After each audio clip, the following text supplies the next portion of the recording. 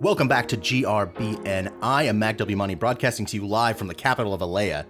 Mac, this is your other co-host Lucky here back at the recording studio's headquarters. Can you tell me what it's like down there? How have things been since the first cut of the Selected? Balls, gowns, and gals, Lucky. That's the three things that I've seen in excess.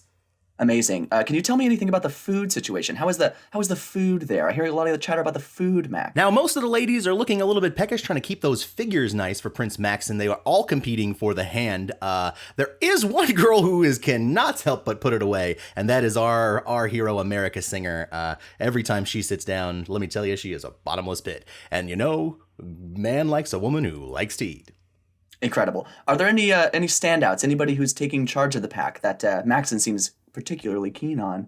Prince Maxon has been sending some secret signals to a lucky lady in the audience, I believe, aggressively tugging his ear during his most recent interview. 7 girls have already gone home. Back to you, Lucky, in the studio for a recap on those developments. Thank you very much, Mac. It's good to be back in the studio and safe from rebel attacks. Nope, can't, no, what rebels? What rebels? Oh God, sorry, right. Beep. Welcome back, ladies and gentlemen. Sorry for that brief interruption. Mac Monty joins me back in the studio for a brief recap of the reading that we've completed. We read chapters 8 through 16 of the selection by Kiera Cass. This is a non-partisan commentary, I will say. There should be no bias in this at all. And if you see any bias, that is completely projected by us. America Singer and her selected traveling companions arrive at the palace. She enters to a flurry of activity and is given a makeover, new clothes, and a new room in short order. America watches the weekly report with all of the selected and realizes she's popular as hell and a threat to them, which the selected women make clear at dinner. Her new friend Marlee Thames teaches America about the subtleties of female friendships, an important lesson for the road ahead. America has a panic attack because of stupid Aspen, flees to the gardens, and literally runs into Prince Maxon. He is delightful, while America is a real pill. America wakes up after the bout of rudeness, ready to apologize to Maxon. While the selected learn table manners, Prince Maxon has 5-minute one-on-ones with each woman. America apologizes, saying there will be no loving feelings toward Maxon, but she will be his #1 inside girl, confidant, first ever friend. In classic dating show style, these 5-minute interviews take out 8 of the competition, leaving 27 women left. Maxon and America have a very public and very flirtatious chat over breakfast the next morning, making a bet if America's sister would cry from joy eating some breakfast tart. Weird fucking bet. I don't understand. Anyway, she didn't cry, so America and Maxon go on a walk. America freaks out that Maxon is getting a tad bit too friendly and knees Maxon right in the royal beans, offending him and his future children. This causes America to be banished from dinner, her one true love. There are pants waiting for her on her bed from Maxon, delivered before the nut shot heard round the castle. Much guilt is felt. During breakfast the following morning, a ding-dang group of rebels attack. Maxon explains the 2 types of rebels and is sent to flirt with Marlee Thames by America, showing some real strong leadership qualities during an attack. After the rebels do their nasty thing, America returns to her room to find her maid Lucy having a panic attack. Lots of panic attacks in this book, I've noticed. Lots of hysteric women. A lot of freakouts. Head maid Anne explains that terrible trauma of a Southern rebels attack on Lucy, lighting a fire in America. America Singer spends the next few days kicking it in her room with her maids, playing cards and gossiping. Maxon visits, much to the maids' chagrin, and they agree on a secret signal to meet. While being filmed for the report, Maxon teases America live on camera about yelling at him, hinting she's around for the long haul and flashes the ear tug. America meets up with Maxon after dinner for a stroll in the gardens, a chance at redemption. Maxon asks America to share her love story, which she does in full, succinctly describing the book up to this point in about 3 pages. Could have just started the book there. I could have gone without the first 120 pages. Maxon holds America for comfort, assuring her that she can stay as long as she needs because he's one stand-up guy. Feeling better that Maxon won't kick her out, America goes to the women's room to gossip with Marlee Thames. America lets slip that she's into Maxon's rockin' bod. In a real twist, Anna Farmer slaps the shit out of Celeste Bad Bitch Newsom and is sent home for a dramatic finish to this week's reading. Wow. Okay. So I was going to say that not a lot happened this week in the reading, but when you lay it all out like that, that's just a big event. It's like the entire book has now occurred. There is an incredible amount that happens. We are introduced to the palace. We get Maxon. We get some slapping. We get some backstabbing. Rebels are amok. It's incredible. There's a nut shot, the titular nut shot of this episode, but I think we want to save that maybe for later. We're going to save it, and clearly that's the thing we're going to spend the most time on, because it is the closest to any sexual contact we've gotten in any book since Bear. And perhaps the closest we'll get for this book. So obviously a lot happens in this reading, Mac, and I think it's taken us a minute to digest, understand. How did you feel about the reading? Well, as you mentioned earlier, we're going to be impartial as reviewers. We sort of have to be. It would be unethical to take sides. But I kind of hate America, and I mean the character, not the country. I kind of hate her. The other female characters in here, some of them are really well drawn, some of them are a little shallow, but like America, man, almost everybody she meets, she's kind of rude to, other than Marley Thames. That's interesting you bring up her being rude. That's specifically my note. Every single person she interacts with, she's kind of the one that comes off really rude and standoffish. I mean, Prince Maxon, and I'm very much shipping for Maxon at this point. He is nothing but a delight, of course, when they run into each other, and he rescues her to the garden to help her panic attack. She couldn't be more rude to him just based off of assumptions she's seen on TV. Come on. She assumes that everyone is sort of like out to transform her or like keep her in this cage, as she calls it. Even before she meets Prince Maxon, she's getting her glow up. Everybody's getting their makeovers. And she sits down with her hairdresser, who's clearly a homosexual. And he's like, so how do we want to make you look? With that red hair, we can make you quite the temptress. But if you want to play that kind of thing down, we can work that out too. And then she replies, I'm not changing everything about me to cater to some guy I don't even know. Yeah. And he's just like, ooh, looks like we have an individual here, is what he says. And it's like, ooh, turn down your acid level. Do you remember being in college when you'd ask for somebody's number to work on a group project and they'd say, sorry, I have a boyfriend? It's like this situation. This dude's trying to do his job and she's flipping out on him. Like, enjoy your moment. You know you're going to leave. She's going in this expecting to leave. Have a great meal, which we'll get into that too. Yeah, America is kind of the epitome of the, I'm not like other girls. Because she constantly looks down on all the other selected. There's a couple that like were nice to her to start with, or that she sees as from like her level of caste that she then sort of gets along with. But she just like will make some sort of rude comments about even the girls' bodies. She like kind of body shames this one girl who has apparently a very well endowed chest. Yeah, I'm trying to take notes on each of the selected. So I've got the crazy map of red string and my chalkboard. Like, how do they know each other? Who's friends with who? And the only note we get about any of these women, other than Celeste Newsom, because she's obviously set up to be kind of the villain, is this one woman, Brielle Pratt, has huge boobs. There is no other qualifying factor for people except for Tiny Lee. It's hilarious to me. Like, all of these women are introduced, and then we only know about one that's cut out in the beginning. There are some red flags in there. What's funny is I think that there are a lot of red flags in the process of the selection, but America Singer is like looking left when she should be looking right. Because this is like a theocratic society that's completely putting women into this, they really are putting women into cages, essentially. There's a literal woman who works in the castle who is a slave. She was sold to the royal family. But that's not what concerns America. She's looking left, and she's like worrying about being called my dear. She's worrying about like Prince Maxon using the word shall. She roasts him for using the word shall.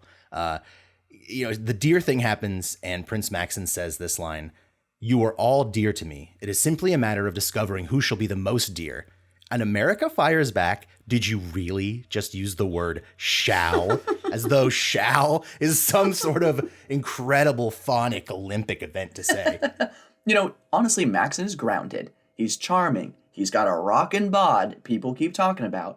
She's the one up on her pedestal on her high horse with these assumptions. And then he says, "Forgive me. It's a part of my education." And then America goes, "Education," I muttered, rolling my eyes. Ridiculous. What? Her reaction to his like just talking is a little learning, absurd. Fucking nerd. Education. I don't doubt to do that. And she walks away and trips because she didn't know how to tie her shoes. So now that we've seen some of the women, I think right at the beginning, we get a good sense of how these different selected are going to be acting. Who would you at this moment choose as your future queen? So not like who you would marry. If you were watching the selection on TV, who would you like? That's my leader. That's my ruler. So just watching the events that we've seen on television. Thinking about the report and the way the women are like showing themselves to the public, who do you think would be a great next queen at this point in the book? I'm shipping for Marley Thames. I'm going to go based purely on image and attitude and all the factors with Celeste.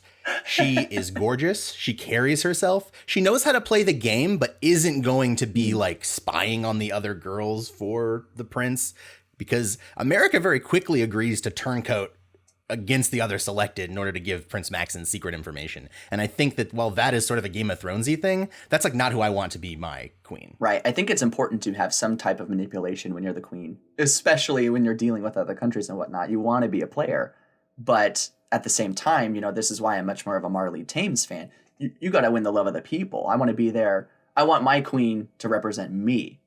Plus, if we're looking solely at names, Princess Marley, great name.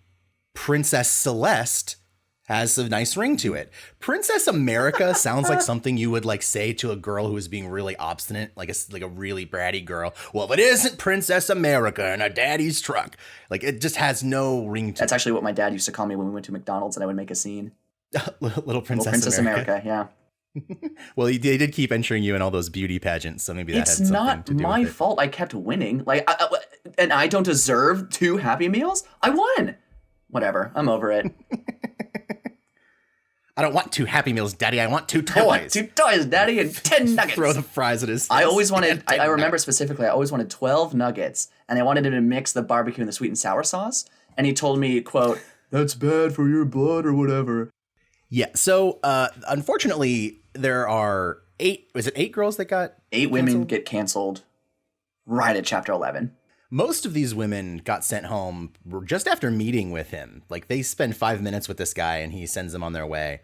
And this was before breakfast as well. I think I would probably get sent home if somebody tried to interview me before I had breakfast and coffee. Just like, it's right out of bed. They're like, okay, here you go. You have to think too, right after bed, and then you're being stuffed into a dress. 3 people are like getting you naked and clothing you, and you have to be learning table manners before you can even eat. I don't even stand up most of the time when I roll out of bed. It's falling 50% of the time. It's falling on the ground, rolling to the toilet, Yep. And then that's Mac time. You don't need to know what happens in there. You can only hear it and imagine. So 8 women are down before breakfast. Hang on. I'd like to focus a little bit more on Mac time, because what I like about Mac time is that it's not normal bathroom noises. It does sound like you're doing performance art in there. I swear to God, it's construction noises. It does sound like an active zoo. It's sometimes an aquarium? I don't know that one. That one's confusing. A wind concert in a park. That was my favorite one. Yeah, I'm auditioning for Stomp in a couple of months, so I like to use that morning time to just get going. Ding, ding, ding, ding, ding, to flush. So 8 women down before breakfast. It makes me wonder if those were the 8 who didn't like pancakes. Like, if you talk to them, it's like, oh, so what's for breakfast? Oh, we're having blueberry pancakes. Oh, kind of high in the carbs, right? Get out. Wow, you gotta wonder, right? I mean, obviously, there's probably some minutia that went into his thought process, but if I was Prince Maxon, it would 100% be based off of breakfast choices. If my future wife doesn't like Eggs Benny, goodbye. Okay. So, let's unpack that for a second. What's the you say you're on a first date, and for whatever insane reason you decided to make your first date breakfast. What's the sexiest food that a woman can order at breakfast? Okay, so I'm not making it. We're out to breakfast and she's ordering a sexy food. I mean, or she could ask you to make it, but I think in a restaurant they'd have like a huge menu of breakfast food items. Tightly rolled crepe with just a thin line of whipped cream and a little raspberry puree on top. Very phallic. Okay, that's certainly literary. That's literally very sexual. Yeah. Okay. Hang on, sorry. Sticky, wet whipped cream. No. What about for you? What if you're out to breakfast with your boo, with your fiance, and he's trying to put on the moves. He's like, I'm looking for a little afternoon delight. I need to get this sexy meal to really get Mac's engine revving. What would he get for you to be like, it's on and popping here in a little bit? Honkin' breakfast burrito. That's like one of those ones that's the size of your head. Man. And just you can almost not get your mouth around, which is sort of counterintuitive because that gets me really worked up. But then no sex is happening for like 24 hours. Because there's a lot of dietary issues that come with that size of burrito. There's a lot of tummy issues. But what can I say? Love is a complicated beast, as Kiera Cass is teaching me. You brought up an interesting point a moment ago about Prince Maxon sort of having a thing for women who are feeling a lot of emotions, that are physically able to dominate him, that maybe disagree with him. Like, he doesn't seem to want your typical Princess America. He wants America to be his princess. Well, that was poetic. I think that there's definitely the dichotomy between what is expected of him as the prince to support the nation and make sure the caste system looks good, and him actually wanting to fall in love and find the right person. And I think this aggressiveness that America Singer has been putting toward him is really intoxicating, because everyone else is probably acting the same, trying to charm him or whatever. She goes right for the nut shot. And I think that is a bold move, and it certainly saw her stay. Yeah, let's talk about that. The nut shot heard around the world, as it were, at least around the garden, because she runs into Maxon that first night in the garden, and then he takes her for a midnight stroll like the next night. So the midnight stroll is brought upon by a bet that is happening at the next breakfast. Right. Yeah. So America Singer's eating this tart and just like, nom, nom, nom, nom, nom, because she's like loving it. Like I mentioned, food is the real prince here. Oh, she likes to eat. She loves it. And I respect that about her. That's like one of, and I'm dunking on America a lot, but she does have a lot of cool traits. Her liking to eat, I think, is really interesting. Like, that's what most girls would be like. I think if they anybody would be like if they get to a castle and have amazing food and have been starved their entire life. And the other moment that really got me was during the rebel attack, when she runs over to the window unprotected and like slams one of the shutters down to protect the other girls, which everyone else like cowering in fear, and she has some wherewithal about her. A queenly action for sure, protecting the people. She's stuffing her face full of this tart, strawberry, whatever flavor it is, and Maxon calls her out like in the middle of just blasting off on this delicious breakfast. And, because she like moans or something. She goes, oh, yummy. While she eats it. She like says an audible, oh yeah, my tummy's happy. Tart for America. That's how I sound when I eat a tart. He calls it a tart for a tart. So she makes this like yummy noise, and you're saying that Maxon calls her out in front of everybody. He calls her out, and it's just like, how are you enjoying the food? Okay, this is the first time Maxon does do a dick move, because that is pretty rude if you're for the first time enjoying like a dessert ever in your life and just like getting in the zone and you're like, hey Lardo, how are you enjoying that tart? And then her response is, oh, it's so good it'd make my sister cry. Yeah, and then all of a sudden they're like having this flirt going on in front of all of the other poor girls who are doing their best to get Maxon's attention.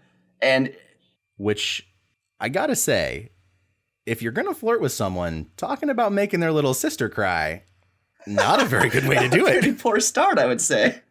Why don't you tell us how that bet turns out? I can't right now.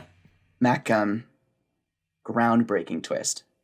She doesn't cry. At least that's what we hear from the butler. We don't know. Because again, maybe there was some extortion going on. However, this leads them to have this nice stroll in the garden.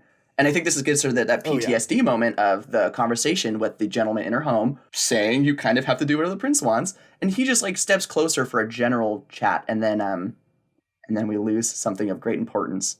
The future of the monarchy.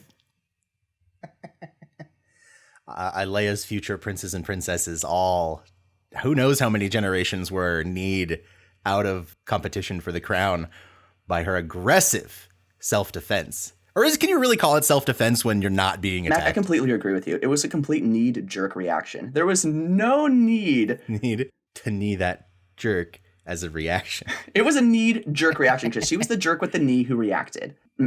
Again, Maxon didn't deserve any of this. He was just getting closer to share a private moment, and she blasts off in the Pokeballs. Yeah, and interestingly enough, that's not a deal breaker for him in any capacity. You sort of touched on it earlier that he might be into this. I think maybe Maxon is a little bit of a masochist. Oh yeah, because the crying thing, the knee shot to the nuts. And she doesn't necessarily realize what she's done. She thinks that she knees him in the thigh, and then he bends over and goes, oh no, oh, what have you done? And it takes him minutes to recover, and she's like, that's weird. I didn't know if you need a guy in the thigh that he would act like that. He goes, my peeled grapes. Oh, the family jewels. And she's like, that's weird. And later on, she's like, what? I just hit you in the thigh. And he's like, milady, dear. It does not take a man 10 minutes to recover from being hit in the thigh. So the nut shot is not the only action we got in these pages. We sort of danced around it, but there's a rebel attack on the castle in these chapters, which I had sort of, when it came around, I had almost forgotten that was going to be an element of the story. I was just so lost in the tarts and the little girls crying, or not crying, I guess, that when suddenly the castle starts getting debris lobbed at it, I don't know if they're using catapults or just there's dudes outside throwing canned goods at the windows, but there is an assault and people are pretty dang worried. Yeah, you see the range of reaction. You know, we mentioned before America goes and starts pulling down the shutters she sees, which is great. A couple of the women do that too. Some people have like panic attacks. There's some religion going on. There's a lot of just like panic. I think that Prince Maxon really capitalizes on this moment to do some flirting, which good on you, bud. Yeah, he like immediately runs to America and they start, gossiping a little bit. They spend a lot of these chapters actually gossiping about the other girls and about America's past. Let's talk a little bit more about America's betrayal of the other selected, because the second time she meets Prince Maxon, she immediately is like, well, I could tell you about what's going on with the girls. That's the deal we have. You keep me in the game as long as possible and I'll fucking tell you anything you want to know about them.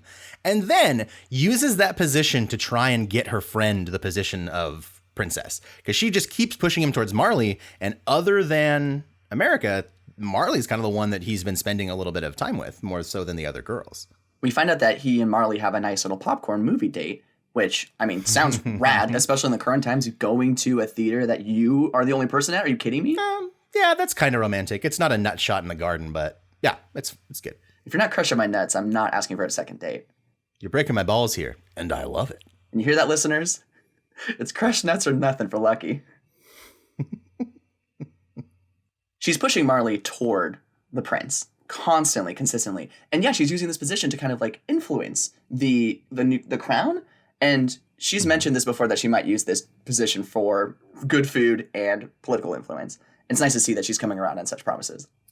And America doesn't seem to have much ambition for this. She's trying to help her friend and trying to get through this on her own and maybe stay at the palace long enough to get over Aspen and let stuff settle down at home.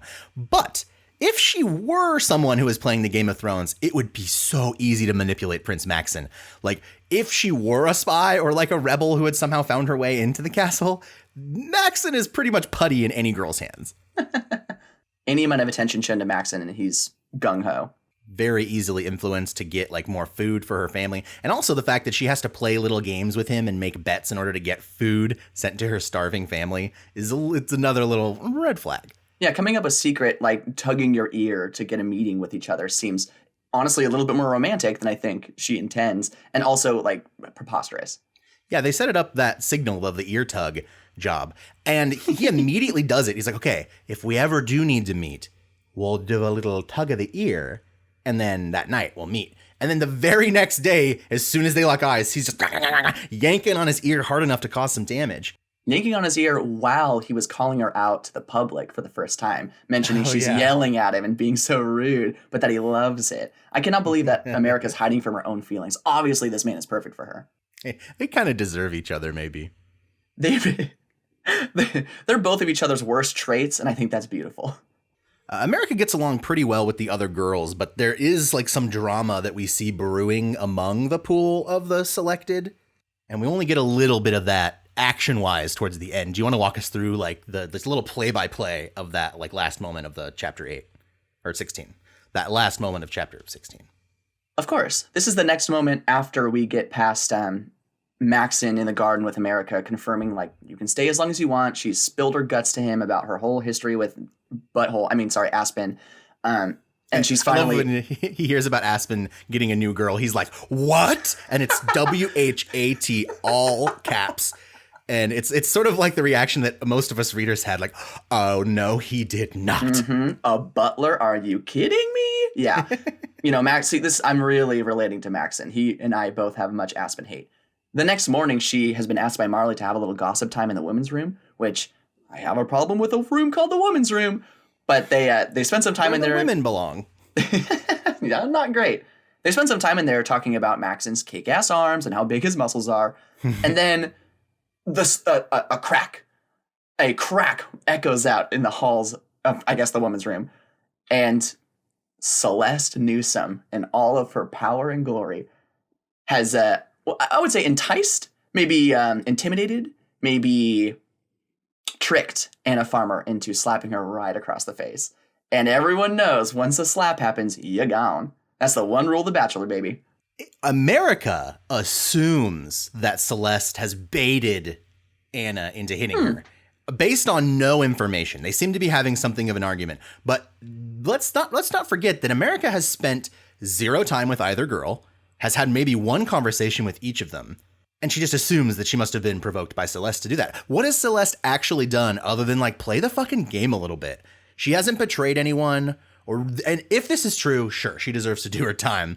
But if you can be like cajoled into slapping someone knowing it's going to send you home, maybe you just like walk away, do a little silent meditation for a moment.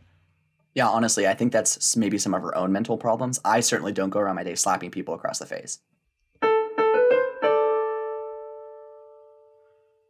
Ah, you know what that sound means. We're heading to a rarely visited corner of the Book Nook, and that is the fan fiction corner. Lucky, are you excited to hear what the fans have cooked up for us this week?